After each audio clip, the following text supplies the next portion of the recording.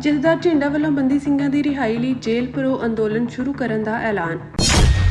ਸੁਖਬੀਰ ਬਾਦਲ ਦੇ ਗੋਲੀ ਚਲਾਉਣ ਦੇ ਮਾਮਲੇ ਵਿੱਚ ਭਾਈ ਨਰੈਣ ਸਿੰਘ ਚੋੜਾ ਅੰਮ੍ਰਿਤਸਰ ਅਦਾਲਤ ਵਿੱਚ ਹੋਏ ਪੇਸ਼। ਬੰਦੀ ਸਿੰਘਾਂ ਦੀ ਰਿਹਾਈ ਬਾਰੇ ਦਲ ਖਾਲਸਾ ਆਗੂ ਪਰਮਜੀਤ ਸਿੰਘ ਮੰਡ ਦੀ ਸਾਫ਼-ਸਾਫ਼ ਗੱਲਬਾਤ।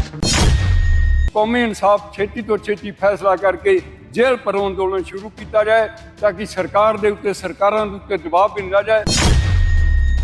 ਹਰਿਆਣਾ ਸਿੱਖ ਗੁਰਦੁਆਰਾ ਪ੍ਰਬੰਧਕ ਕਮੇਟੀ ਦੇ ਪ੍ਰਧਾਨ ਜਥੇਦਾਰ ਜਗਦੀਸ਼ ਸਿੰਘ ਝਿੰਡਾ ਨੇ ਬੰਦੀ ਸਿੰਘਾਂ ਦੀ ਰਿਹਾਈ ਲਈ ਜੇਲ੍ਹ ਭਰੋ ਅੰਦੋਲਨ ਕਰਨ ਦਾ ਐਲਾਨ ਕਰ ਦਿੱਤਾ ਹੈ। ਉਹਨਾਂ ਕਿਹਾ ਕਿ ਜਿਹੜੇ ਬੰਦੀ ਸਿੰਘ ਆਪਣੀਆਂ ਸਜ਼ਾਵਾਂ ਪੂਰੀਆਂ ਕਰ ਚੁੱਕੇ ਹਨ, ਉਹਨਾਂ ਦੀ ਰਿਹਾਈ ਲਈ ਲੰਮੇ ਸਮੇਂ ਤੋਂ ਸਿੱਖ ਸੰਗਤ ਵੱਲੋਂ ਆਵਾਜ਼ ਉਠਾਈ ਜਾ ਰਹੀ ਹੈ। ਇਸ ਮਸਲੇ ਦੇ ਹੱਲ ਲਈ ਹੁਣ ਸੰਘਰਸ਼ ਨੂੰ ਹੋਰ ਮਜ਼ਬੂਤ ਅਤੇ ਸੁਚੱਜੇ ਢੰਗ ਨਾਲ ਅੱਗੇ ਵਧਾਉਣ ਦੀ ਲੋੜ ਹੈ। ਜਥੇਦਾਰ ਝਿੰਡਾ ਨੇ ਕੌਮੀ ਇਨਸਾਫ ਮੋਰਚੇ ਨੂੰ ਅਪੀਲ ਕੀਤੀ ਕਿ ਬੰਦੀ ਸਿੰਘਾਂ ਦੀ ਰਿਹਾਈ ਲਈ ਸ਼ਾਂਤਮਈ ਅਤੇ ਲੋਕਤੰਤਰਿਕ ਢੰਗ ਨਾਲ ਜੇਲ੍ਹ ਭਰੋ ਅੰਦੋਲਨ ਸ਼ੁਰੂ ਕੀਤਾ ਜਾਵੇ ਤਾਂ ਜੋ ਸਰਕਾਰ ਅਤੇ ਪ੍ਰਸ਼ਾਸਨ ਤੱਕ ਸਿੱਖ ਸੰਗਤ ਦੀ ਆਵਾਜ਼ ਹੋਰ ਪ੍ਰਭਾਵਸ਼ਾਲੀ ਢੰਗ ਨਾਲ ਪਹੁੰਚਾਈ ਜਾ ਸਕੇ। ਉਹਨਾਂ ਕਿਹਾ ਕਿ ਬੰਦੀ ਸਿੰਘਾਂ ਦੀ ਰਿਹਾਈ ਦਾ ਮਸਲਾ ਸਿੱਖ ਕੌਮ ਲਈ ਇਨਸਾਫ ਅਤੇ ਹੱਕਾਂ ਨਾਲ ਜੁੜਿਆ ਹੋਇਆ ਹੈ, ਜਿਸ ਲਈ ਇਕਜੁੱਟ ਹੋ ਕੇ ਆਵਾਜ਼ ਬੁਲੰਦ ਕਰਨ ਦੀ ਲੋੜ ਹੈ।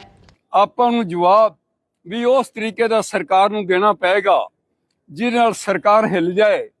ਆਪਾਂ ਬੋਝ ਸਰਕਾਰ ਤੇ ਬਣਨਾ ਚਾਹੀਦਾ ਹੈ, ਨਾ ਕਿ ਸੜਕਾਂ ਤੇ, ਨਾ ਕਿ ਪਬਲਿਕ ਵਾਲਿਆਂ ਨੂੰ ਤੰਗ ਕਰਨ ਵਿੱਚ ਆਪਾਂ ਬੋਝ ਬਣੀਏ ਸਰਕਾਰ ਦਾ। ਇਸ ਕਰਕੇ ਸਾਰੇ ਵਿਚਾਰ ਵਿਮਰਸ਼ ਤੋਂ ਬਾਅਦ ਸਾਰੇ ਮੈਂਬਰ ਸਾਹਿਬਾਨਾਂ ਨੇ ਫੈਸਲਾ ਸਰਬਸੰਮਤੀ ਨਾਲ ਲਾਇਆ ਹੈ। ਹਰਿਆਣਾ ਗੁਰਦੁਆਰਾ ਪ੍ਰਬੰਧਕ ਕਮੇਟੀ ਨੇ ਕਿ ਸਾਡੀ ਅਪੀਲ ਹੈ ਉਹ ਮੋਰਚੇ ਨੂੰ ਬਾਪੂ ਗੁਰਚਰਨ ਸਿੰਘ ਨੂੰ, ਜਗਤਾਰ ਸਿੰਘ ਦੇ ਪਿਤਾ ਦੇ ਹਵਾਰੇ ਸਾਹਿਬ ਨੂੰ ਕਿ ਆਪਾਂ ਜੇਲ੍ਹ ਭਰੋ ਅੰਦੋਲਨ ਸ਼ੁਰੂ ਕੀਤਾ ਜਾਏ ਤੇ ਜਿੱਦਣ ਵੀ ਤੁਸੀਂ ਤਰੀਕ ਦਿਓਗੇ ਹਰਿਆਣਾ ਸੇ ਗੁਰਦੁਆਰਾ ਪ੍ਰਬੰਧਕ ਕਮੇਟੀ ਉਸੇ ਦਿਨ ਸਾਰੇ ਮੈਂਬਰ ਸਾਹਿਬਾਨ ਆਪਣੇ ਕੁਰੂਕਸ਼ੇਤਰ ਦੇ ਵਿੱਚ ਜੇਲ੍ਹ ਵਿੱਚ ਜਾਣਗੇ।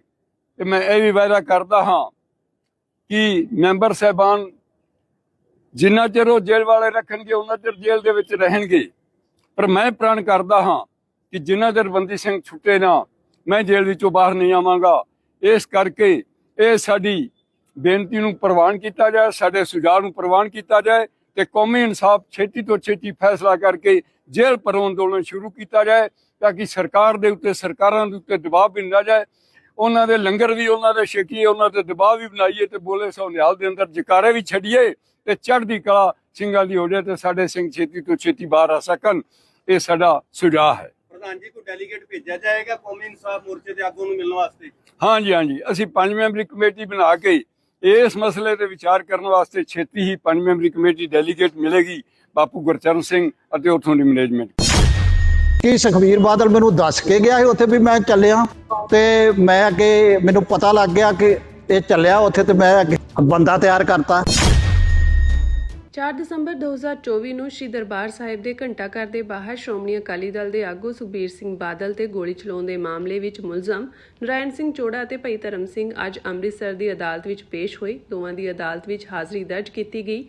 ਇਹ ਮਾਮਲਾ FIR ਨੰਬਰ 134/24 ਨਾਲ ਸੰਬੰਧਿਤ ਹੈ। ਸੁਣਵਾਈ ਦੌਰਾਨ ਮਾਮਲੇ ਨਾਲ ਸੰਬੰਧਿਤ 2 ਗਵਾਹਾਂ ਦੀ ਗਵਾਹੀ ਦਰਜ ਕੀਤੀ ਗਈ, ਜਦਕਿ ਹੁਣ ਇਹਨਾਂ ਗਵਾਹਾਂ ਦਾ ਕ੍ਰੋਸ ਐਗਜ਼ਾਮੀਨੇਸ਼ਨ ਹੋਣਾ ਬਾਕੀ ਹੈ। ਅਦਾਲਤ ਵਿੱਚ ਪੇਸ਼ੀ ਤੋਂ ਬਾਅਦ ਨਰੈਣ ਸਿੰਘ ਚੋੜਾ ਨੇ ਮੀਡੀਆ ਨਾਲ ਗੱਲਬਾਤ ਕਰਦਿਆਂ ਆਪਣੀ ਜ਼ਮਾਨਤ, ਪੁਲਿਸ ਦੀ ਕਾਰਵਾਈ ਅਤੇ ਸਰਕਾਰ ਦੀ ਭੂਮਿਕਾ ਨੂੰ ਲੈ ਕੇ ਕਈ ਸਵਾਲ ਉਠਾਏ। ਚੋੜਾ ਨੇ ਦੱਸਿਆ ਕਿ ਅੱਜ ਮਾਮਲੇ ਵਿੱਚ 2 ਗਵਾਹਾਂ ਦੀ ਗਵਾਹੀ ਹੋਈ ਹੈ ਅਤੇ 1 ਗਵਾਹ ਦਾ ਕ੍ਰੋਸ ਅਜੇ ਬਾਕੀ ਹੈ। ਉਹਨਾਂ ਆਪਣੀ ਜ਼ਮਾਨਤ ਦਾ ਜ਼ਿਕਰ ਕਰਦਿਆਂ ਕਿਹਾ ਕਿ ਅਦਾਲਤ ਵੱਲੋਂ ਉਹਨਾਂ ਨੂੰ ਮੈਰਿਟ ਦੇ ਆਧਾਰ ਤੇ ਜ਼ਮਾਨਤ ਦਿੱਤੀ ਗਈ ਹੈ। ਨਰੈਣ ਸਿੰਘ ਚੋੜਾ ਨੇ ਕਿਹਾ ਕਿ ਉਹਨਾਂ ਨੂੰ ਜ਼ਮਾਨਤ ਮਿਲਣ ਵਿੱਚ 111 ਦਿਨ ਲੱਗੇ, ਜਦਕਿ ਕਈ ਹੋਰ ਮਾਮਲਿਆਂ ਵਿੱਚ ਮੁਲਜ਼ਮਾਂ ਨੂੰ ਘੱਟ ਸਮੇਂ ਵਿੱਚ ਜ਼ਮਾਨਤ ਮਿਲ ਜਾਂਦੀ ਹੈ।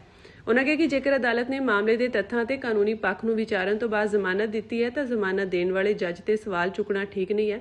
ਉਹਨਾਂ ਕਿਹਾ ਕਿ ਅਦਾਲਤੀ ਫੈਸਲਿਆਂ ਦਾ ਸਨਮਾਨ ਕੀਤੇ ਜਾਣਾ ਚਾਹੀਦਾ ਹੈ।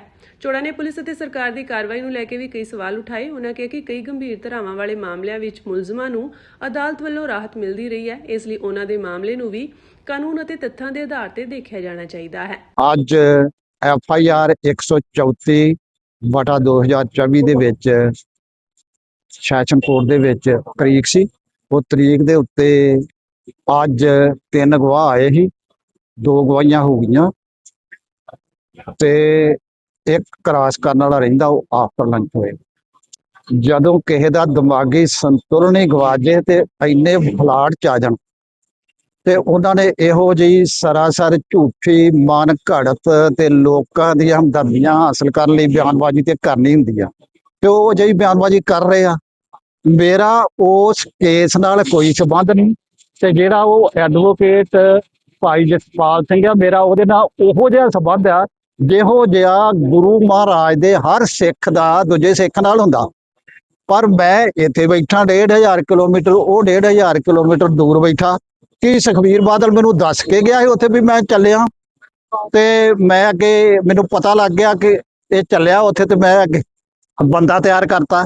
ਜਿਹੜੀ ਗੱਲ ਇਹ ਕਰਦੇ ਆ ਕਿ ਇਹਦੇ ਉੱਤੇ ਕੇਸ, ਉਹ ਕੇਸ ਮੇਰੇ ਹੁਣ ਤੱਕ ਜਿੰਨੇ ਵੀ 1991 ਤੋਂ ਲੈ ਕੇ ਜਿੰਨੇ ਵੀ ਹੁਣ ਤੱਕ ਕੇਸ ਸੀ, ਉਹ ਸਾਰੇ ਮੇਰੇ 2018 ਤੱਕ ਬਰੀ ਹੋ ਚੁੱਕੇ ਆ। ਉਹਨਾਂ ਵਿੱਚੋਂ ਜ਼ਿਆਦਾਤਰ ਕੇਸਾਂ ਦਾ ਮਾਨਯੋਗ ਅਦਾਲਤਾਂ ਨੇ ਮੇਰਾ 313 ਦਾ ਬਿਆਨ ਵੀ ਨਹੀਂ ਦਰਜ ਕੀਤਾ। ਉਹਨਾਂ ਵਿੱਚੋਂ ਇੱਕ FIR 14/2013 ਥਾਣਾ ਵੈਰੋਵਾਲ ਦੇ ਵਿਰੁੱਧ ਮੇਰਾ 340 ਦਾ ਕੇਸ ਚੱਲ ਰਿਹਾ ਵਾ ਮਾਨਯੋਗ ਸੈਸ਼ਨ ਕੋਰਟ ਤਰਨਤਾਰਨ ਦੀ ਅਦਾਲਤ ਦੇ ਵਿੱਚ, ਕਿਉਂਕਿ ਇਹਨਾਂ ਨੇ ਝੂਠੇ ਡਾਕੂਮੈਂਟ ਬਣਾਏ ਮੇਰੇ ਖਿਲਾਫ। ਉਹ ਕੋਰਟ ਵਿੱਚ ਸਾਬਤ ਹੋ ਗਏ। ਜਿਹੜੀ ਮੇਰੇ ਵੀ ਸਾਈਨ ਝੂਠੇ, ਔਰ ਜਿਹੜੇ ਗਵਾਹ ਸੀ ਉਹਨਾਂ ਦੇ ਸਾਈਨ ਵੀ ਝੂਠੇ। ਉਹ ਪੁਲਿਸ ਅਫੀਸਰ ਸਨ ਜਿਨ੍ਹਾਂ ਦੇ ਆਪਣੇ ਆਪ ਹੀ ਆਈਓ ਨੇ ਆਪੇ ਹੀ ਸਾਈਨ ਕਰ ਲਏ। ਜਦੋਂ ਕੋਰਟ ਦੇ ਵਿੱਚ ਟ੍ਰਾਇਲ ਚੱਲਿਆ, ਉਹਨਾਂ ਦੀ ਗਵਾਹੀ ਹੋਈ, ਉੱਥੇ ਜਾ ਕੇ ਉਹ ਕਹਿ ਆਏ ਕੋਰਟ ਦੇ ਵਿੱਚ ਕਿ ਇਹ ਸਾਡੇ ਸਾਈਨ ਨਹੀਂ, ਇਹ ਡਿਸਕਲੋਜ਼ਰ ਸਟੇਟਮੈਂਟ ਅਸੀਂ ਨਹੀਂ ਲਿਖੀ। ਇਹ ਕਿੱਥੋਂ ਤੱਕ ਗਿਰ ਚੁੱਕੇ ਆ ਕਿ ਇਹੋ ਜਿਹੀਆਂ ਅਫਵਾਹਾਂ ਫੈਲਾ ਕੇ ਤੇ ਚਾਹੁੰਦੇ ਨੇ ਕਿ ਸਾਡੀ ਜਿਹੜੀ ਸਿਆਸੀ ਸਾਖ ਮਰ ਚੁੱਕੀ ਆ ਉਹ ਦੁਬਾਰਾ ਹਰੀ ਹੋ ਜੇ। ਇਹਨਾਂ ਨੂੰ ਤੇ ਇੱਕੋ ਇੱਕ ਕੰਮ ਚਾਹੀਦਾ ਕਿ ਜਿਹੜੇ ਇਹਨਾਂ ਦੇ ਬਹੁਤ ਵੱਡੇ ਗੁਨਾਹ ਨੇ, ਉਹਨਾਂ ਗੁਨਾਹਾਂ ਦੀ ਨਿਸ਼ਕਾਮ ਹੋ ਕੇ ਖਾਲਸਾ ਪੰਥ ਤੋਂ ਮਾਫੀ ਮੰਗ ਲੈਣ ਤੇ ਅੱਗੇ ਤੋਂ ਸਿਆਸੀ ਖੇਤਰ ਦੇ ਵਿੱਚੋਂ ਲਾਂਭੇ ਹੋ ਜਾਣ ਤੇ ਰੱਬ ਦਾ ਨਾਂ ਲੈਣ ਤੇ ਚੱਜ ਦੀ ਜ਼ਿੰਦਗੀ ਜਿਉਣ। ਇਸ ਤਰ੍ਹਾਂ ਦੀ ਜ਼ਿੰਦਗੀ ਜਿਉਣ ਕੋਲੋਂ ਕੀ ਥੋੜਿਆ। ਸਾਡੀ ਲੜਾਈ ਖਾਲਿਸਤਾਨ ਦੀ ਪ੍ਰਾਪਤੀ ਦੀ ਆ। ਬੰਦੀ ਸਿੰਘਾਂ ਦੀ ਲੜਾਈ ਕੌਮੀ ਘਰ ਖਾਲਿਸਤਾਨ ਦੀ ਪ੍ਰਾਪਤੀ ਦੀ ਹੀ। ਉਹਦੇ ਲਈ ਸੰਘਰਸ਼ ਸਾਨੂੰ ਕਰਨਾ ਪੈਣਾ ਤੇ ਜਿੱਦਣ ਜਿੱਤ ਦਾਂਗੇ, ਜਿੱਦਣ ਮੰਜ਼ਿਲਾਂ ਤੱਕ ਪਹੁੰਚ ਜਾਗੇ, ਤੁਸੀਂ ਵੇਖਿਓ ਇਹ ਬੰਦੇ ਸਿੰਘਾਂ ਨੂੰ ਦੁਨੀਆ ਅਵਾਰਡ ਦੇ। ਕੌਮੀ ਇਨਸਾਫ ਮੋਰਚੇ ਤੇ ਸੰਬੋਧਨ ਕਰਦਿਆਂ ਦਲ ਖਾਲਸਾ ਆਗੂ ਪਰਮਜੀਤ ਸਿੰਘ ਮੰਡ ਨੇ ਕਿਹਾ ਕਿ ਬੰਦੀ ਸਿੰਘਾਂ ਦੀ ਰਿਹਾਈ ਦਾ ਮਸਲਾ ਸਿਰਫ ਕੁਝ ਵਿਅਕਤੀਆਂ ਦੀ ਰਿਹਾਈ ਦਾ ਮਸਲਾ ਨਹੀਂ ਹੈ, ਬਲਕਿ ਇਹ ਇਨਸਾਫ, ਹੱਕ ਅਤੇ ਮਨੁੱਖਤਾ ਨਾਲ ਜੁੜਿਆ ਹੋਇਆ ਮਾਮਲਾ ਹੈ। ਮੰਡ ਨੇ ਕਿਹਾ ਕਿ ਰਾਜਸੀ ਕੈਦੀ ਹਮੇਸ਼ਾ ਸੰਘਰਸ਼ ਨਾਲ ਹੀ ਆਜ਼ਾਦ ਕਰਵਾਏ ਜਾਂਦੇ ਹਨ, ਇਸ ਲਈ ਸਾਨੂੰ ਵੀ ਸੰਘਰਸ਼ ਕਰਨਾ ਹੀ ਪਵੇਗਾ। ਸੰਘਰਸ਼ ਸਾਡਾ ਹਥਿਆਰ ਹੈ ਤੇ ਸਾਨੂੰ ਇਸ ਦੀ ਵਰਤੋਂ ਕਰਨੀ ਪਵੇਗੀ। ਉਹਨਾਂ ਕਿਹਾ ਕਿ ਬੰਦੀ ਸਿੰਘਾਂ ਦੇ ਪਰਿਵਾਰ ਸਾਲਾਂ ਤੋਂ ਆਪਣੇ ਪਿਆਰਿਆਂ ਦੀ ਉਡੀਕ ਕਰ ਰਹੇ ਹਨ। ਉਹਨਾਂ ਦੀਆਂ ਅੱਖਾਂ ਵਿੱਚ ਅੱਜ ਵੀ ਇੱਕ ਉਮੀਦ ਹੈ ਕਿ ਉਹਨਾਂ ਦੇ ਆਪਣੇ ਘਰ ਵਾਪਸ ਹੋਣਗੇ। ਪਰ ਜੇਕਰ ਅਸੀਂ ਸੰਘਰਸ਼ ਛੱਡ ਕੇ ਸੋਚੀਏ ਕਿ ਸਰਕਾਰ ਐਵੇਂ ਹੀ ਸਾਡੇ ਬੰਦੀ ਸਿੰਘਾਂ ਨੂੰ ਰਿਹਾ ਕਰ ਦੇਵੇਗੀ ਤਾਂ ਇਹ ਗਲਤ ਹੋਵੇਗਾ। ਇਸ ਲਈ ਸਾਨੂੰ ਇੱਕ ਵਿਉਂਤ ਨਾਲ ਸੰਘਰਸ਼ ਕਰਨਾ ਹੀ ਪਵੇਗਾ। ਹਰ ਥਾਂ ਦੇ ਉੱਤੇ ਸਰਕਾਰ ਨੇ, ਪ੍ਰਸ਼ਾਸਨ ਨੇ ਮਿੱਥਿਆ ਆ ਤੇ ਰੱਜ ਕੇ ਡਾਂਗ ਫਿਰੋ। ਇਹ ਕਦੇ ਨਹੀਂ ਜਦੋਂ ਅਸੀਂ ਖਾਲਿਸਤਾਨ ਦੀ ਗੱਲ ਕਰਦੇ, ਇੱਕ ਬੰਦੇ ਦਾ ਇਹ ਬੜਾ ਭੁਲੇਖਾ ਆ। ਇਹਨਾਂ ਨੂੰ ਐਂ ਲੱਗਦਾ ਵੀ ਸ਼ਾਇਦ ਸਾਨੂੰ ਡਾਂਗ ਤਾਂ ਫਿਰਨੀ ਜੇ ਅਸੀਂ ਖਾਲਿਸਤਾਨ ਦੀ ਗੱਲ ਕੀਤੀ, ਉਦਾਂ ਤੇ ਸਾਨੂੰ ਕਿਸੇ ਨੇ ਕੁਝ ਕਹਿਣਾ ਨਹੀਂ। ਵੀ ਜੇ ਤੁਸੀਂ ਇਹ ਤੋਂ ਸਟੇਜ ਤੋਂ ਖਾਲਿਸਤਾਨ ਦੀ ਗੱਲ ਕਹਿਤੀ, ਤੁਸੀਂ ਨੇ ਪ੍ਰਸ਼ਾਸਨ ਨੂੰ ਮੌਕਾ ਦੇਤਾ ਜੀ ਸਾਡੇ ਤੇ ਅਤਿਆਚਾਰ ਕਰਨ ਦਾ। ਜਾਂ ਤਾਂ ਫਿਰ ਇਹ ਕਹੋ ਕਿ ਜਿਹੜੇ ਖਾਲਿਸਤਾਨ ਦੀ ਗੱਲ ਨਹੀਂ ਕਰਦੇ ਉਹਨਾਂ ਨੂੰ ਉਹ ਬੜੇ ਫੁੱਲ ਵਿਛਾ ਕੇ ਵੈਲਕਮ ਕਰਦੇ ਵੀ ਤੁਸੀਂ ਆ ਜਾਓ ਜੀ। ਸਫਾਈ ਕਰਮਚਾਰੀ ਉਹਨਾਂ ਦੇ ਡਾਂਗ, ਟੀਚਰ ਉਹਨਾਂ ਦੇ ਡਾਂਗ, ਕਿਸਾਨ ਉਹਨਾਂ ਦੇ ਡਾਂਗ। ਆਮ ਤੁਸੀਂ ਕਹਿੰਦੇ ਜੀ ਨਹੀਂ ਜੀ ਅਸੀਂ ਸਾਡਾ ਜੇ ਖਾਲਿਸਤਾਨ ਦੇ ਨਾਲ ਕੋਈ ਲੈਣ ਦੇਣ ਨਹੀਂ, ਵੈਸੇ ਆ ਹੱਕ ਦੀ ਗੱਲ ਤਾਂ ਵੀ ਡਾਂਗ। ਜਦੋਂ ਖਾਣੀਆਂ ਡਾਂਗਾਂ, ਜਦੋਂ ਖਾਣੀਆਂ ਗੋਲੀਆਂ, ਤੇ ਫਿਰ ਕਿਸੇ ਚੱਜ ਦੀ ਗੱਲ ਨਹੀਂ ਭਾਈ। ਵਿੱਚ ਵਿਚਾਲੇ ਕਿਉਂ ਕੱਜ-ਮੱਚ ਜੇ ਕਰਦੇ ਫਿਰਦੇ। ਸੋ ਉਹ ਸਿਰੇ ਦੀ ਗੱਲ ਸਾਡੀ ਇਹੋ ਹੀ ਆ ਕਿ ਸਾਨੂੰ ਆਪਣੇ ਸੰਘਰਸ਼ ਵੱਲ ਨੂੰ ਮੁੜਨਾ ਪੈਣਾ। ਸੰਘਰਸ਼ ਅੱਜ ਵੀ ਲੋਕ ਕਰਦੇ ਨੇ, ਲੋਕ ਨਹੀਂ ਢਿੱਲ ਛੱਡਦੇ, ਪਰ ਲੋਕਾਂ ਦੀ ਜਿਹੜੀ ਸਖਤਾਈ ਆ ਉਹਨੂੰ ਅਸੀਂ ਢਿੱਲਿਆਂ ਪਾ ਦਿੰਦੇ ਅੱਗੇ ਖੜ ਕੇ। ਜਦੋਂ ਮੂੰਹ ਖੁੱਲਾ ਛੱਡ ਦਈਦਾ ਅਗਲੇ ਪਾਸੇ ਵੀ ਚੱਲ ਕੋਈ ਨਹੀਂ ਹੁਣ ਦੇਖੀ ਜਾਊਗੀ, ਜੋ ਹੁੰਦਾ ਰਹਿੰਦੇ। ਇੱਕ ਕੋਈ ਜਾਬਤਾ ਹੋਣਾ ਚਾਹੀਦਾ ਤੇ ਜਾਬਤਾ ਏਜੰਡੇ ਦਾ ਹੁੰਦਾ ਹਮੇਸ਼ਾ ਹੀ, ਤੇ ਏਜੰਡੇ ਦੇ ਉੱਤੇ ਹੀ ਏਕਤਾ ਹੋਣੀ। ਝੰਡਾ ਕੀ ਹੈ? ਝੰਡਾ ਇੱਥੇ ਆਪਾਂ ਹੁਣ ਚਲਾ ਦਿੰਦੇ, ਇੱਕ ਉਹਦੇ ਥੱਲੇ ਸਾਰੇ ਇਕੱਠੇ ਹੋ ਜਾਂਦੇ, ਉਹਨੂੰ ਕੀ ਕਰਾਂਗੇ ਦੱਸੋ? ਕਹਿੰਦੇ ਜੀ ਇੱਕ ਥੱਲੇ ਝੰਡੇ ਥੱਲੇ ਇਕੱਠੇ ਹੋਣਾ ਚਾਹੀਦਾ। ਥੱਲੇ ਇਕੱਠੇ ਹੋ ਕੇ ਕਰਨਾ ਕੀ ਆ? ਝੰਡਾ ਏਜੰਡੇ ਦਾ ਹੁੰਦਾ, ਤੇ ਝੰਡੇ ਦਾ ਜਿਹੜਾ ਰੌਲਾ ਹੈ ਸਾਰਾ ਉਹ ਕੀ ਆ? ਇਹ ਤੇ ਜਿੰਨੇ ਮੇਰੇ ਵਰਗੇ ਆਉਂਦੇ ਸਾਰਿਆਂ ਦੇ ਆਪੋ ਆਪਣੇ ਝੰਡੇ। ਵੀ ਮੇਰਾ ਨਾਂ ਨਾ ਰਹਿ ਜੇ, ਜਾਂ ਤੇ ਇਹ ਕਹੋ ਵੀ ਸਾਰੇ ਨਾਵਾਂ ਵਾਲੇ ਝੰਡੇ ਇੱਕ ਪਾਸੇ ਪਏ, ਇੱਕ ਨਾਂ ਵਾਲਾ ਝੰਡਾ ਬਣਾ ਲਓ ਵੀ ਆਹ ਸਾਡੀ ਮੰਜ਼ਿਲ ਆ, ਇਸ ਝੰਡੇ ਥੱਲੇ ਅਸੀਂ ਇਕੱਠੇ ਹੋਣਾ, ਜਿਹੜੇ ਜਿਹੜੇ ਹੈਗੇ ਉਹ ਆ ਲਓ, ਤੇ ਜਿਹੜੇ ਜਿਹੜੇ ਹੋਣਗੇ ਉਹ ਆ ਜਾਣਗੇ, ਜਿਹੜੇ ਨਹੀਂ ਹੋਣਗੇ ਉਹ ਪਰੇ ਰਹਿ ਜਾਣਗੇ। ਇੱਕ ਤਾਂ ਹੁਣ ਇਹ ਤੇ ਹੋਣੀ ਨਹੀਂ ਵੀ ਸਾਰੇ ਇਕੱਠੇ ਪਹਿਲਾਂ ਕਰ ਲਓ, ਸਾਰੇ ਸੂਰੇ ਕਦੇ ਨਹੀਂ ਇਕੱਠੇ ਹੁੰਦੇ। ਬੰਦੀ ਸਿੰਘਾਂ ਦੀ ਰਿਹਾਈ ਦੇ ਲਈ ਅਸੀਂ ਆਪਣਾ ਜਿਹੜਾ ਪ੍ਰੋਗਰਾਮ ਹੈ ਉਹਨੂੰ ਪੂਰੀ ਤਰ੍ਹਾਂ ਜਿਹੜਾ ਸਫਲ ਆ ਉਹ ਬਣਾਵਾਂਗੇ। ਕੌਮੀ ਇਨਸਾਫ ਮੋਰਚੇ ਵੱਲੋਂ ਬੰਦੀ ਸਿੰਘਾਂ ਦੀ ਰਿਹਾਈ ਅਤੇ ਭਾਈ ਜਗਤਾਰ ਸਿੰਘ ਹਵਾਰਾ ਨੂੰ 10 ਦਿਨ ਦੀ ਪੈਰੋਲ ਦੇਣ ਦੀ ਮੰਗ ਨੂੰ ਲੈ ਕੇ ਦਿੱਤੀ ਗਈ ਪੰਜਾਬ ਬੰਦ ਦੇ ਕੋਲ ਦਾ ਅਸਰ ਅੰਮ੍ਰਿਤਸਰ ਵਿੱਚ ਵੀ ਦੇਖਣ ਨੂੰ ਮਿਲਿਆ। ਅੰਮ੍ਰਿਤਸਰ ਦੇ ਗੋਲਡਨ ਗੇਟ ਦੇ ਬਾਹਰ ਸਿੱਖ ਜਥੇਬੰਦੀਆਂ ਵੱਲੋਂ ਪ੍ਰਦਰਸ਼ਨ ਕਰਦਿਆਂ ਰਸਤਾ ਬੰਦ ਕਰ ਦਿੱਤਾ ਗਿਆ। ਸੰਗਤਾਂ ਵੱਲੋਂ ਕਿਹਾ ਗਿਆ ਕਿ ਪੰਜਾਬ ਬੰਦ ਦਾ ਮਤਲਬ ਪੂਰੀ ਤਰ੍ਹਾਂ ਬੰਦ ਹੈ ਅਤੇ ਇਸ ਦੌਰਾਨ ਕਿਸੇ ਵੀ ਤਰ੍ਹਾਂ ਦੀ ਆਵਾਜਾਈ ਨਹੀਂ ਚੱਲਣ ਦਿੱਤੀ ਜਾਵੇਗੀ। ਹਾਲਾਂਕਿ ਐਂਬੂਲੈਂਸ ਨੂੰ ਲੰਘਣ ਦੇਣ ਦੀ ਗੱਲ ਕਹੀ ਗਈ। ਇਸ ਦੌਰਾਨ ਪੁਲਿਸ ਵੱਲੋਂ ਪ੍ਰਦਰਸ਼ਨਕਾਰੀਆਂ ਨੂੰ ਰਸਤਾ ਖੋਲ੍ਹਣ ਲਈ ਕਿਹਾ ਗਿਆ। ਰਸਤਾ ਖੁਲਵਾਉਣ ਨੂੰ ਲੈ ਕੇ ਪੁਲਿਸ ਅਤੇ ਸਿੱਖ ਜਥੇਬੰਦੀਆਂ ਦੇ ਆਗੂਆਂ ਵਿਚਾਲੇ ਕਾਫੀ ਤਲਖੀ ਅਤੇ ਬਹਿਸਬਾਜ਼ੀ ਹੋਈ।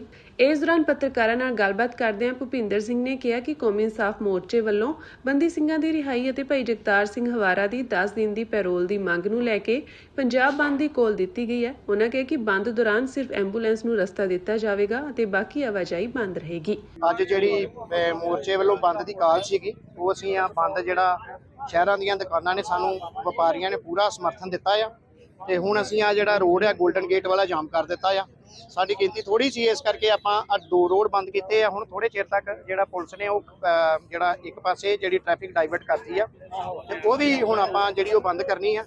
2 ਵਜੇ ਤੱਕ ਦਾ ਮਤਲਬ ਆ ਬੰਦ। ਪੁਲਿਸ ਸਾਡੇ ਨਾਲ ਬਹਿਸਦੀ ਆ ਵੀ ਦੁਕਾਨਾਂ ਬੰਦ ਆ ਤੇ ਰੋਡ ਨਹੀਂ ਬੰਦ। ਬੰਦ ਦਾ ਮਤਲਬ ਤੇ ਬੰਦ ਹੀ ਆ। ਜੇ ਮੇਰੇ ਪਰਿਵਾਰ ਨੂੰ ਪਤਾ ਆ ਵੀ ਅੱਜ ਬਾਹਰ ਨਹੀਂ ਨਿਕਲਣਾ, ਤੇ ਬਾਕੀਆਂ ਨੂੰ ਵੀ ਪਤਾ ਹੋਣਾ ਚਾਹੀਦਾ ਵੀ ਅੱਜ ਆਪਾਂ ਬਾਹਰ ਨਹੀਂ ਨਿਕਲਣਾ, ਵੀ ਅੱਜ ਬੰਦ ਆ। ਤੇ ਬੰਦ ਦਾ ਮਤਲਬ ਬੰਦ ਹੁੰਦਾ, ਵੀ ਇਹ ਨਹੀਂਗਾ ਵੀ ਆਪਾਂ ਮੋਟਰਸਾਈਕਲ ਗੱਡੀ ਫੜੀ ਤੇ ਜਿੱਧਰ ਨੂੰ ਮਰਜ਼ੀ ਤੁਰ ਪਏ।